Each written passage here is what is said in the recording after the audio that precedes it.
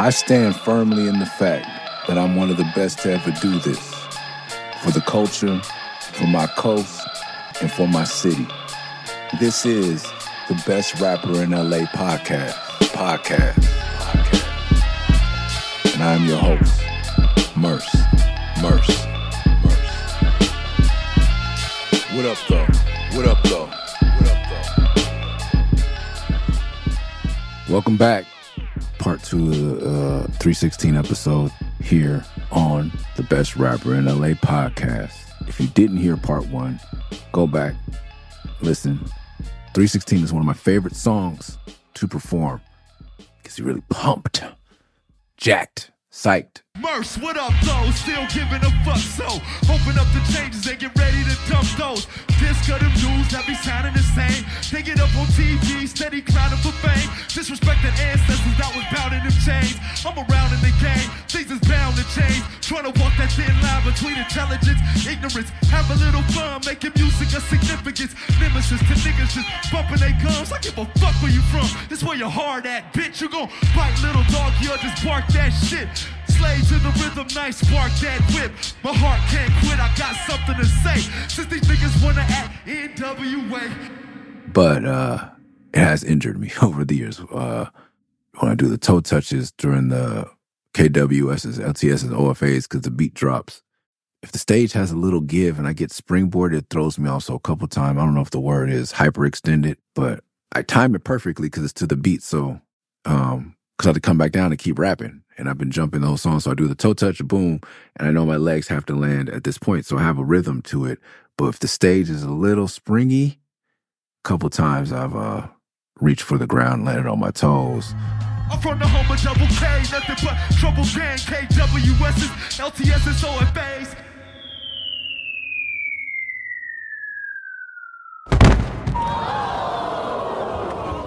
You know, I haven't fell on my face. But I did have the biggest fall ever. At Soundset, I don't know which year, it was the year Future performed. It was a Murs and Ninth Wonder set, which I won't say extremely rare, but are pretty rare, like usually just festivals. We've done one in North Carolina, we've done one at the El Rey, and then the rest have been festivals. So this is Minnesota, huge stage, jumbotrons on either side, 10,000 people roughly, maybe more, maybe a little less, all watching. A lot of them never heard of me. Some of them have. So I'm doing 316. I'm going all out. My son is 4 or 5 years old. He's on the side of the stage with Jose Joaquin, my tour manager, my brother, my friend, watching him while I perform. And I go to hit the toe touch on the KWS's, LTS's, OFA's part. Nice there, but this stage is very springy. I kick, touch both toes. I think it's called a pike, which I learned being friend-zoned by cheerleaders and other hot girls in my high school and days hanging out at college bars, being drunk, just fucking around. So learn a couple cheerleader moves / punk rock moves that I incorporate to this day. Hit the pike, hit the toe touch, come down, and miss my footing. And as the great Tony Baker says, when people fall, skip that diddly dee. Boom, boom, boom, boom, boom, boom, in front of 10,000 people, I stumble back and fall right into the riser, right at the foot of the DJ riser, which is about 10 feet tall, and the digital screen with my name on it. Bop! On my ass, flat. There's a hush that falls over the crowd. Any big surprises? Rhapsody wanted to know if you were going to do splits in the air, if you still did that. Murs goes on later today. I'm going to check him out. Like, his energy on stage is crazy. I wonder if he still jumps up and does the splits in the air. Like, man, how you still doing that? Your knees ain't hurting yet? She was making a joke because last time I did wow, if you see on Twitter, I'm going to repost it. My form is perfect. I did a pike, and then I came down, but the stages here are kind of like bouncy. So I hit it, and then I landed, I fell. I stumbled back and fell into the riser. And Ninth was DJing for me. He did not help me up. He laughed at me. My son was in shock. So that's why she's making that's why jokes she was, about, okay. Are you Subtle. going to do the splits It was in very there? subtle. I did not realize she was joking.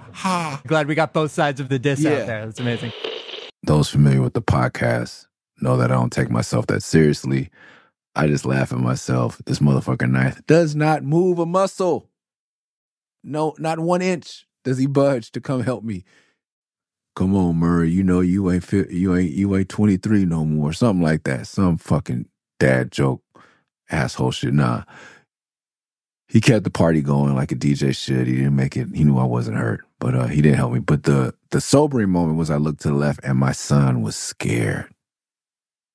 And like Jose's like comforting him. Jose's a great dad. Comforting him. And I'm just like, man, that's crazy. Like I'm laughing, Knife's making jokes, but the show must go on. But this shit, it scared the shit out of my son. Me falling. And even as I train for this marathon, when I come in the house and I'm hobbling, I just hit 12 miles this Saturday, and I'm hobbling in the house. He hates it. Why are you doing this, Pop? I don't understand. Why are you hurting? I don't like to see you hurting. He loves me, and that was sweet, and just sobering, like understanding, like, oh, this kid is watching everything, and a little stumble shakes him to his core. I am important to somebody else. So I think he values my life more than I do sometimes, and that's to be loved like that is special. And then we'll just keep the rant going. This is my son that is adopted, and I encourage a lot of people, if you have it, to adopt, to foster. If you're not able to conceive, or you can and you still feel like you have love to give, it's worth it, man. I have 3 natural born children and 1 adopted son, and I don't love them any less. A lot of people thought that I would, said that, oh, you'll get it. It's different when it's your own. It's not for me. That's my guy. And I don't love him any more than my natural born son. I love him just the same. And as evident by this moment, like he thinks the world of me. And it's been one of the best decisions I've made in my life. So if I can encourage you to adopt or foster, be aware that the County of Los Angeles have more children. County of Los Angeles has more children in the foster care system than any recorded country or state, country in the world and state in the United States. Just the County of Los Angeles alone has 30,000 children in foster care, need homes or assistance. If you have jobs for children transitioning out of foster care, that's a huge need. And there's ways for the county to cover their pay. All you have to do is give them the opportunity and training. And there's programs that will pay them for you. So basically, you're getting to help someone and you're getting the assistance you need at your business without incurring any cost and doing a major service to our community. And more, speaking of the community, back to the marathon, we'll put the link in the YouTube thing and in the whatever Rob does with these great things. I'm running the Los Angeles Marathon, my first marathon ever. I'll be 46 years old the day after my birthday. I hope to run 26.2 miles without stopping. That's my goal. I don't have any time. I'm not competitive. Just want to finish and walk as little as possible. It's for all the proceeds that donated go to the Neighborhood Nip Foundation. Nipsey is someone very important to my community, to my city, to the culture. Everything I talk about at the beginning of this podcast, he exemplifies it on and off the microphone. He's someone I've admired for years. Someone that I met, early on in the game. I believe we went to the same high school. A lot of years in between us. The Fresh Kicks video, when we get to the Melrose album with Terrace Martin, if you listen to that, you see the Fresh Kicks video was shot at Sloss and Tees, back when it was Sloss and Tees, before the brand was Marathon. Like, I've been very supportive of him and his family and their movement because I'm a West LA kid. Crenshaw is intrinsic to who I am. If you supported his music, if you don't support his music, but you support mine, we are both very community-minded people. And we see the real needs of this community. And I've said it before, beyond tennis shoes or backpacks or jackets or turkeys. Like, that's all nice, but building a center where they could come and get the skills. There's a Solar Center here in South Los Angeles. There's a place called Home. There are services that you can donate to if you don't believe in the Neighborhood Nip Foundation. But if you want to do something else, and this is a fine organization that's just getting off the ground. If you can drive by Crenshaw Slauson, you can see they're working on the building. We're just trying to get and continue to keep it funded, get more funding. I have 4 kids, 4 sons that live in the community that we live off of Crenshaw. We will be in the building and doing whatever we can, taking advantage of or servicing the community however is needed. So this is not a pipe dream. This is not something that's not real. This is very real to me and very important to me. I'm running because of my sons, because I live in the community, and because Nipsey is someone that performed to pay dues, and I've seen him multiple times and told him I support him, was there to give him any advice and all those things. And how dare me say that to him in life and not continue to support and stand by him after he's transitioned and make his dream and mission a reality and a success. So that's why I'm running. If you have it in you, if you have $5, $1, whatever, donate. My goal is $5,000. I don't even think we're halfway there yet. I haven't really pushed it as much as I should because I'm lazy and I'm a dad and I'm actually running. But tell a friend and tell a friend. That's my community moment for the week. And we're going to take a pause here before we get to the third verse and discuss something else I had on my agenda, which was, I read something about the guy who made up the term alpha was his study based on wolves, but he realized that he was studying wolves in captivity, and the rules of an alpha don't apply when the rules he established for the alpha, whatever, was based on his study of wolves in captivity. And when he studied wolves 20 years later that weren't in captivity, that science didn't apply. So the term alpha that everyone's running around using is irrelevant. But I think it may still apply to black males because a lot of us are living in captivity and oppression in a state of endangerment. Whatever it is, a group of men need a leader. I'm not going to speak on women because I'm not a female. But if you identify as a man and a male, you have that testosterone, that masculine energy, the best way to succeed is to follow a leader that everyone believes in my experience.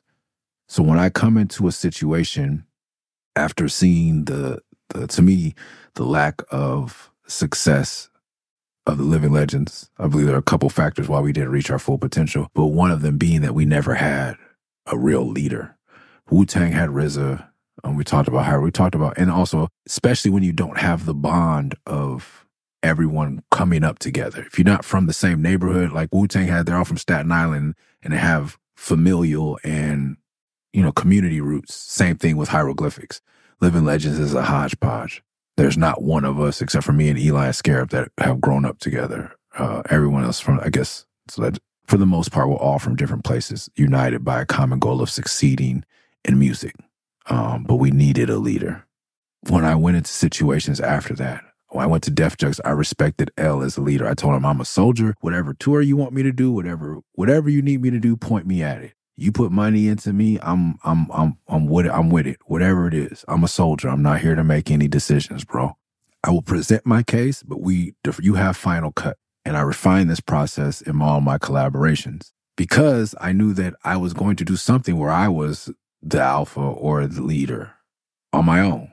I have enough side projects and whatever where I can get my shit off whenever I need to. And also, I'm a writer. If you let me write what I want, it's very rare that Ninth Wonder tells me what to say on a record or any producer. So I have my freedom there. I can express myself however I want. If you have an idea on how it fits better on the beat or what beat to use, cool. And when it comes to marketing, I have lots of ideas. But I can defer to a label. If you show me that you're better at it, I have no problem in letting you lead. Ninth is definitely better at the music. So this is where I go in and say, okay, I want this scratch on the hook. You don't like that idea? I'm going to present it strongly. Did you listen to it? You listened to it? You still think your idea is better? We're going with your idea. Period. I didn't like the album, but Ninth and L liked it. So it came out and it was great for me. Removing yourself and your ego from certain decisions where you don't have an expert opinion is crucial to success. And especially if you don't want to build yourself up to be like some of these bullheaded motherfuckers who were hated on and not listened to, and now they only listen to themselves. And they're doing well, but they could be doing so much more and doing so much better. And I'm not going to name names because I hate to defame anyone, but especially any other black man.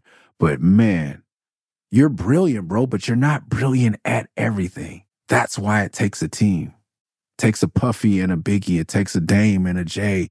It takes a Murs and a Ninth.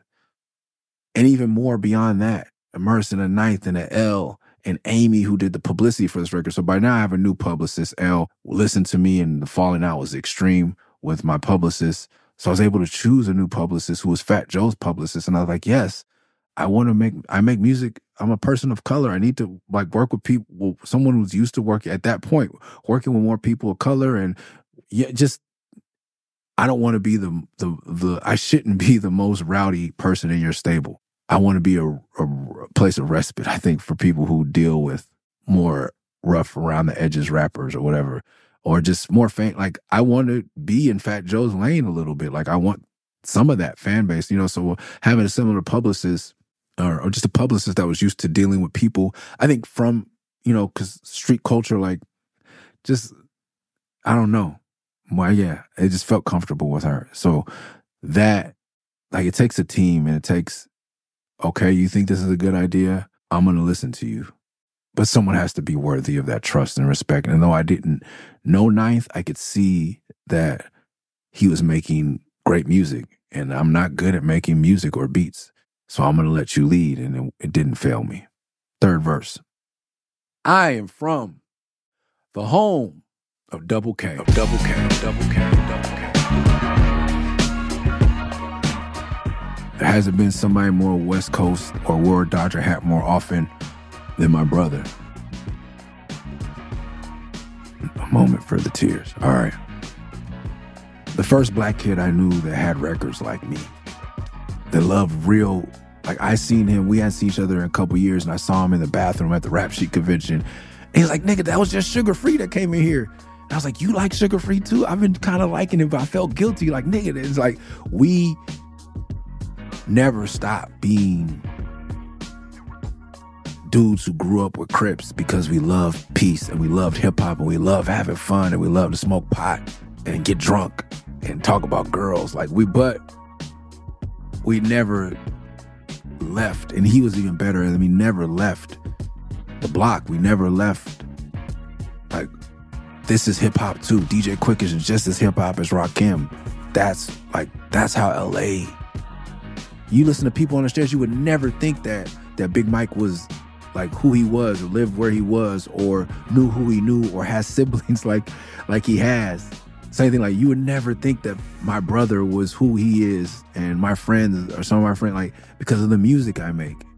You know, like, I've opened for Snoop, and like, I come out on stage, and back when I had the huge hair, and I had people like, hey, blood, hey, cut, like, the people could pull you, say, hey, man, like, nigga, you be spitting some real shit. I never really listened to you, cuz, like, oh, I thought you was, you know. And that's how it kind of is with me and Double K. That was our bond. And buying 12 inches, like, I knew that this would be a single. It's on the B-side of Bad Man. I knew that was going to be that when I heard the beat. It's very Primo-esque to me. So I wanted to say his name on wax so that he could scratch it. Like, that was something I wanted for him. When I said that line, I'm from the home of Double K, nothing but trouble gang, trouble gang, trouble gang, trouble gang. I'm from the home of Double K, double K. I'm from the home of Double K, double K, double K. I'm from the home of Double K, double K, nothing but trouble gang. I'm from the home of Double K, double K, nothing but trouble gang, nothing but trouble gang. KWS's, LTS's, OFA's, I believe Savant or somebody I knew, like some of the homies from K-Dub. K-Dub was like, these are some people call tag bangers or prep gangs, dudes that are from certain area, and not disrespect, because I think Trouble is not a prep gang, but certain of these things, the element represents that era, what it was called, all the gangs that some people call prep gangs. I don't mean any disrespect, or tag bangers or tagging crews. But out here, you're still dying. Like, motherfuckers, like, dying with graffiti. Like, I remember when maybe it was Anacron told me, like, hey, we just joined this tagging crew. We just got in. We didn't get jumped in. They just put us in our clique, as their clique. And like, hey, we about to go blah, blah, blah. We might have to smoke. So I'm like, no, nigga, if I wanted to kill people, I would have just been from whatever, the Crip gang in my neighborhood, bro. I'm not trying to, what? This is hip hop. Like, God dang, calm down. But as I realized, like, as I started battling people, that turned into beef where motherfuckers wanted to kill me. There's just the mentality of LA. This is the Wild West. And when I was reading the book Generations, I believe we talked about on this podcast, it was saying, like, the generation that came to the West in the gold rush, there's a lot of generation without elders. It's another reason it was the Wild West, is because there were a lot of young men who came out to make it. They didn't bring a family. They didn't bring a wife. They came out to get rich. And when the gold wasn't there, the crime and everything else and the gunslinging and all that shit started happening. So this mentality, which has been pushed as a black and brown mentality, didn't really come.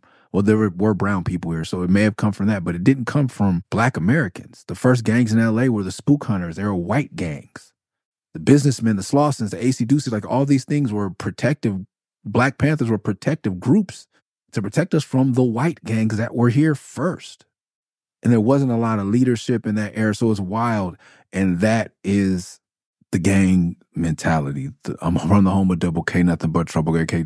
So all these prep gangs, I'm going to say that, like I said, to me, no disrespect. I knew people on both sides. I was living in San Gabriel Valley, somebody going to church in Pasadena, and I forgot how somebody was like, come to, they do lock-ins. Come to a lock-in, we'll put you on trouble. I'm like, okay. Like, okay, you guys like hip-hop, you guys got fresh-ass Negro League jackets. It's a lot of y'all niggas. I'm hearing like legends of Lamert Park and blah, blah, blah. I'm like, cool, I'm with this. We're not Crips, we're not Bloods, it's just trouble. All right, cool, like, yeah. MBT, and like people that have fresh hand style. That's what it was. My little homie had fresh hand style. I was like, yeah, like y'all could write graffiti? Cool. Sounds like juice. I'm with this shit. And thank God I never got put on, because the house we moved to in Midtown a couple months later, in my driveway, they had MBT whacked out. I'm like, man, if I was to tell these niggas I came over here and told these niggas I was for trouble, I was about to get fucked up first day.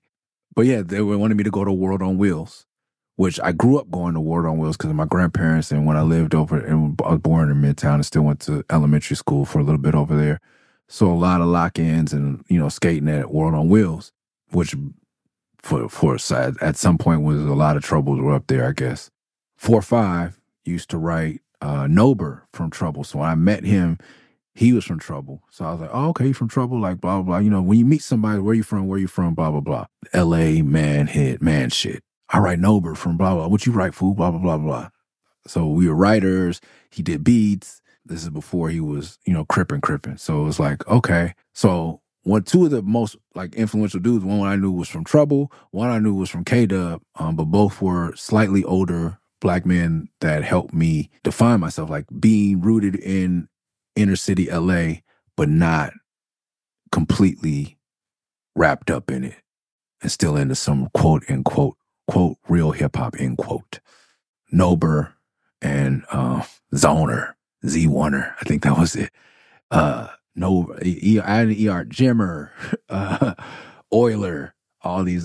I seen Jimmer up the other day, man. Shout out to everybody still doing graffiti. I can't say that enough on this podcast. It warms my heart.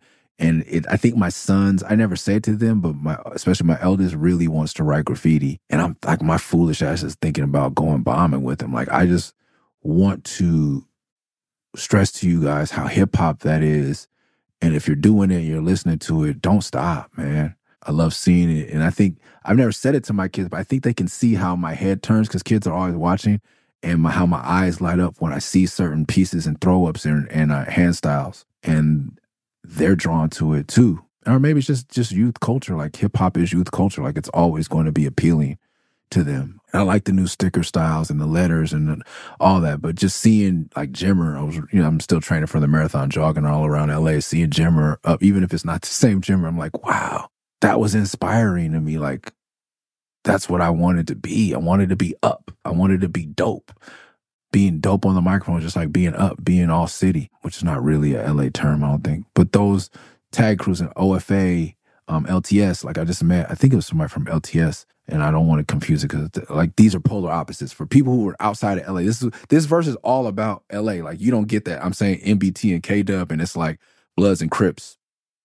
I'm repping for, probably the first time Trouble Gang and K-Dub have been said on a piece of wax. Same thing for OFA and LTS. Like these are beefing crews, but I know people in both. In my travels, like there's nothing doper than going out of town and seeing somebody repping OFA or LTS and just talking with them and be like, yo, I'm from LA too. Like, especially when I was younger, like, wow, the world is bigger, but there are all of us everywhere. I can only say it's once again like college, like meeting somebody like, oh, you went to Clemson or you're from this fraternity. That's how hip hop was. And I was seeing beyond like K-Dub and NBT are the same. Same mentality, just a bunch of kids trying to get up and loving this culture. And we've been brought into this Wild West, this tribalistic mentality where we have to be at war with each other. But really, it's the art that we both love so intensely and passionately. And we feel like because of the capitalist, I think, mindset of scarcity, that there's not enough walls for us. There's not enough space for us. Somebody has to, the colonialism, somebody has to conquer somebody. We just can't all be dope. And when I see these guys out of town, I'm just like, yo, you're from LTS and you're all the way up here bombing trains. That's so dope. Fuck your beef with OFA, bro. Like, fuck all that shit. But there's so much blood and dead bodies and betrayal and shit that I'm not asking anybody to put it down. But I would like for you to take a step back and see how amazing you are and how much more amazing you could be without the bloodshed. Once again, this is all I'm saying with juxtaposing these crews. But seeing a dude, I think I was at the car show with my son and somebody like my brother who's not with us, bro, he loved you. And like when you said LTS on a record, that just made his day and like blah, blah. He was such a big fan. Like that, I don't think I started to tear up after that. And also not that kid not knowing that my son is thinking about being a writer and him still being a writer. And at the car show, and my son said, what was he talking about? I'm like, oh, his brother was this crew and blah, blah. He passed away. And he like, my son's seeing how hip hop makes people stop and have a conversation with me. Not that they admire me or respect, but the fact that we're two humans and we seeing that it connects us and that I revere that his brother and respect his brother for putting on my music. I also respect that his brother was putting his life on the line and his freedom on the line every day to represent hip hop culture and explaining that to my son at 4 or 5 years old and be like, look, bro, like this is people who really take rap seriously, who really take graffiti seriously. And it's art. And, you know, the pros and cons of it, just having these conversations early because my father wasn't there, maybe my dad would because he was a street dude, but my mother wasn't aware of what was going on outside to advise me any better. But she put the morals and enough love into me that I could make the right decisions. You know, I try to stray away from parenting advice on here. But I'm grateful for that she yelled at me, she hit me, whatever. All that just kept me from doing stupid shit. When I could hear a motherfucker yelling at me or imagine the ass whooping or the disappointment, the authenticity, how my mother showed up in my life, she didn't show up perfectly, but she showed up authentically. That kept me from doing a lot of stupid shit, man. That we as young boys should be, you know, we should just be like, almost breaking our neck or breaking our arm, jumping off bridges and shit like that. But because we're taken out of that place in this urban environment with a fucking genocidal master plan at work, like we pick up guns and we do things to each other. But really it's in you, just any young boy, I think. Young people are looking for those boundaries and to test them. That is natural. But we get caught up in I don't know. So I'm thankful. I'm just thankful that I was able to regulate that with the help of my inner voice. KWS, LTS, always, and every other crew used to rack cans to spray and mob the RTD before the MTA, that mobbing the RTD, if you could see videotape of it, I don't know if it was every city, but motherfuckers would consume a bus, swarm a bus, tag it, scribe it, right inside, outside of it, destroy the bus, and then leave it. And if you were a G, if you ripped off the hammer that used to be on the fire breaking case of glass emergency thingy, ripping off those off the bus and putting it on your keychain was like a badge of honor. Sorry to any bus drivers that were assaulted. That wasn't the cool part, but the cool part was just like, it was like on the cartoons where the termites swarm a tree and it turns into a toothpick. That's a perfectly clean bus, and they would just, and it's like, whoa, MBT, whatever, LTS, all over. So don't hate what I say. Talk down when I bust mine. Trying to make some green like the Culver City bus line. There's a green bus that goes only around Culver City. Shout out to Verbs. Like when I first met him, he was telling me how much that line meant to him and how seen he felt. Damn, our motherfuckers is lame, man. Get your shit right, man. I'm from the home of Double K, nothing but trouble gang. KWS's, LTS's, OFA's, and every other crew that used to rack cans and spray. And out the RTD before the MTA. So don't hate what I say or talk down when I bust mine. Trying to make some green like the Culver City bus line. Me saying these things is for people like me to be seen on wax. I know this is going to be a single. I'm hoping that Revolution, Bob, Eclipse. It's like I'm hoping that these people play it. It makes the mixtape so that LA hip hop. This is LA hip hop to me. This is not LA gangster rap. That's its own form of hip hop. This is LA hip hop. LA boom bap gets some represent. The graffiti writers, the street kids that aren't on the traditional shit, that love Gangstar and Black Moon like me and still love Second to None and High C. These kids get heard and seen. The Culver City bus line. So when Verbs is like, I heard that, it was dope when I was young, like somebody representing Culver. I don't even know if Culver City had been said on wax before. Culver City bus line, unsigned and hype. Reference to the source, unsigned hype. Dump mines on site. This Living Legends gang, what you punks rhyming like? I'm unsigned and hype, dump mines on sight. This Living Legend gang, what you punks rhyming like? I come by with knife, sickest with these beats. I mean so sick like he's forgetting to eat. A hard man to take down like Michael Vick on his feet. And anybody chose me, they was picking defeat.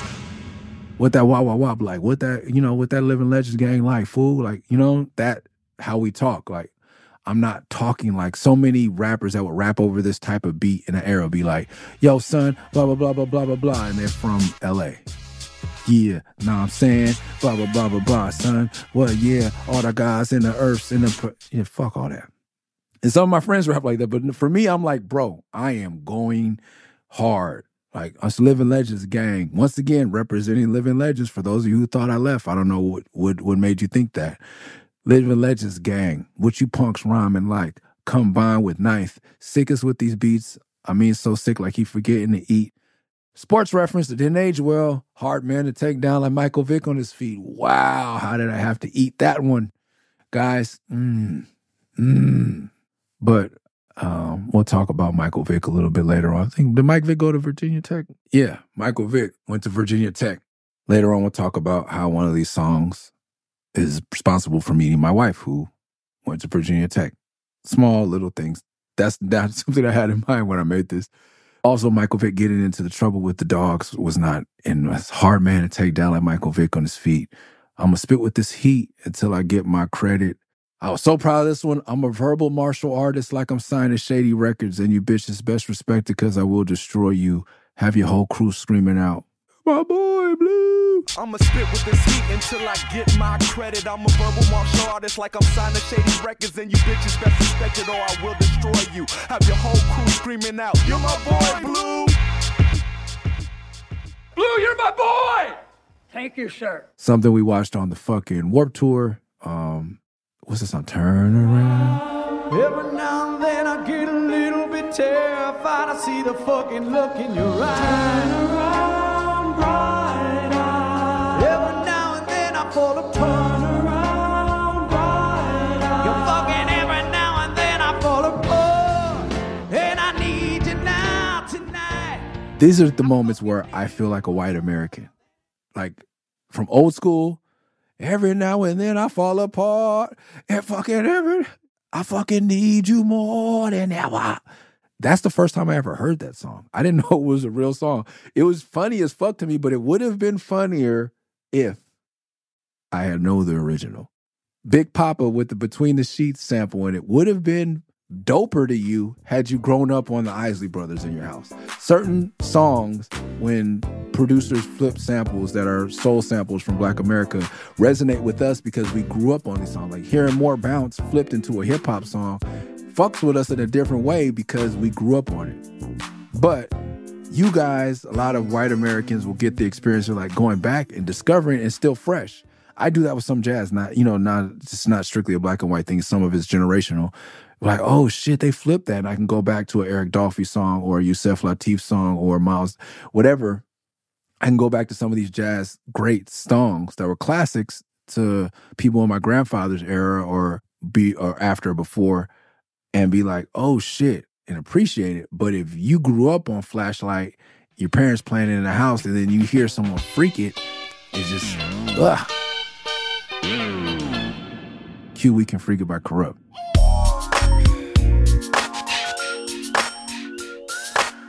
Shout out to Battle Cat, one of the greatest West Coast producers, period, hip-hop all time. I never got to rap over one of his beats. That would have been dope.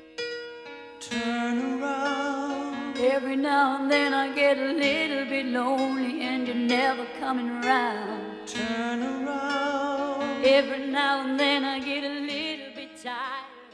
My wife was singing in the kitchen the other day, and she was like, I was singing that, but she was like, oh, I love that song. I was like, you sing? I don't think my wife even seen old school. She's not that type of person. But so I was like, you know, we had a moment where like, I know this from that. And she's like, this is the original. This is a dope song. I still don't know who fucking sings that song.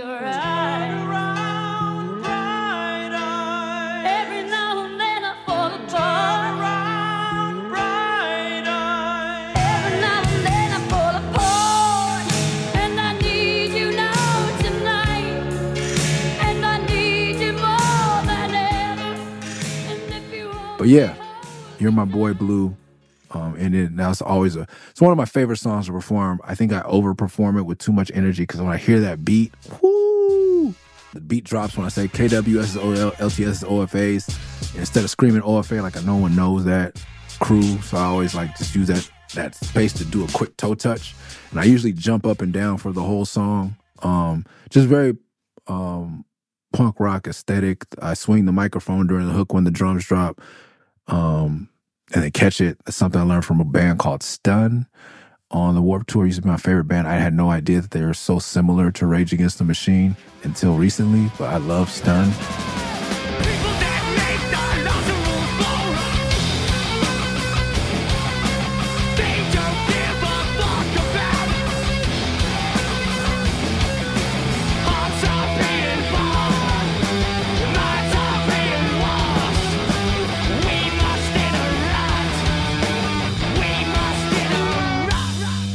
I used to watch their set every day at Warped Tour. Shout out to Christian. But yeah, he was a front man. It was crazy. And also Block Party, the way I saw where you swing the microphone over the crowd. Like, so that's why I learned that. And I would practice in rehearsal spaces and outside. And just got, pretty nifty with it. Knock on wood. I don't remember. Maybe once or twice I dropped the microphone. Running in circles during that part, just like I'm fucking speedball when that song comes on. And I don't ever know if people are offended by how I perform. When I listen, I rarely listen to these songs. So I do a lot of these songs with more energy in a different pocket. This is another song I could definitely tell where Nice shifted me for me to land on the snare.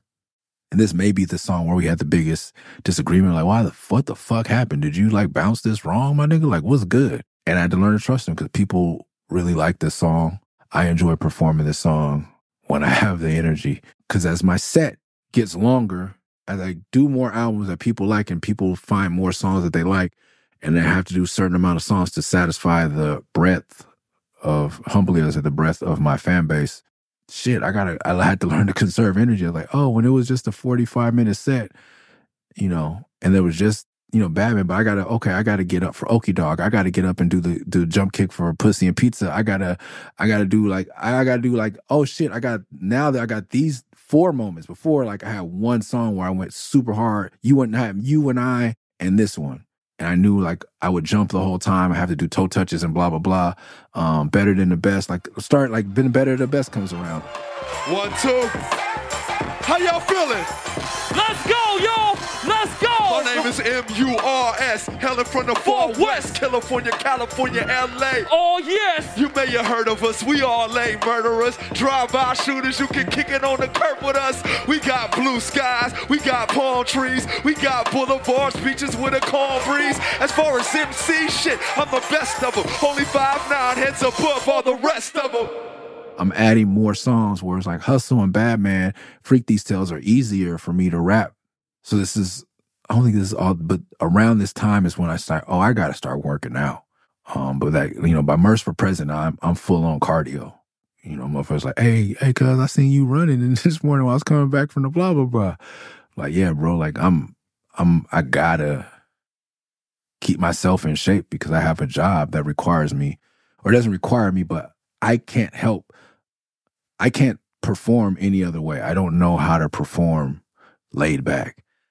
So I can either do it and be completely out of breath. I still think I sound winded sometimes, but that's because I'm running around. But I don't want to be gasping. I don't want to gas myself. So it's either change how I perform, which I'm not willing to do because it being authentic, or it would start to train because I'm getting older and I'm drinking more and, I'm eating the same sweets and shit. I'm not going to stop sugar. So that was it, man. That's 316.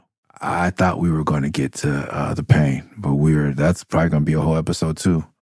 At this point, I think we have 29 reviews on Spotify. We have to get over that hump because this season is definitely going to go 50 plus episodes. So at least let's get to 50 so I can be safe. No one told you today I fucking love you. Hopefully this makes sense and hasn't offended too many of you. See y'all next week. Special extra long Valentine's Day episode around the pain.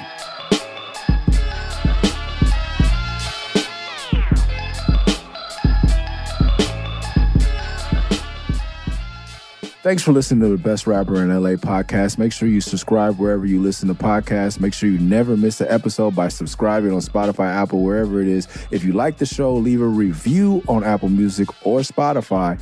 And to support the podcast directly, go to patreon.com/MURS316, Murs316. See y'all next week. Peace.